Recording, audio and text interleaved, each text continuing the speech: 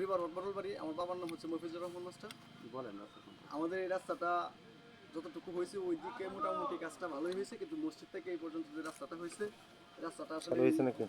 অনেকটা নিম্নমানের কাজ হয়েছে। কার্পেটিং উঠে যাইতেছে, 2 দিন বয়স রাস্তার কী অবস্থা তো আপনারা দেখছেনই। আমরা চাচ্ছি আবার এই রাস্তাটা যেন সংস্কার করা হয়, ইভেন কি এলাকাবাসীর স্বার্থে, আমার গ্রামবাসীর স্বার্থে আবার যেন এই কাজটা সুন্দর করে আমাদের দাবি এটাই। তা না হলে আমরা ভালোই অনেক ক্ষতিগ্রস্ত। আর গাইডালের বিষয়টা হচ্ছে এখানে আমরা ইঞ্জিনিয়ার সাহেবকে বলছিলাম গাইডালগুলো আবার দেওয়ার জন্য। উনি আশ্বস্ত করছিল যে উনি বিষয়টা দেখবে, তারপরে আর দেখে নাই।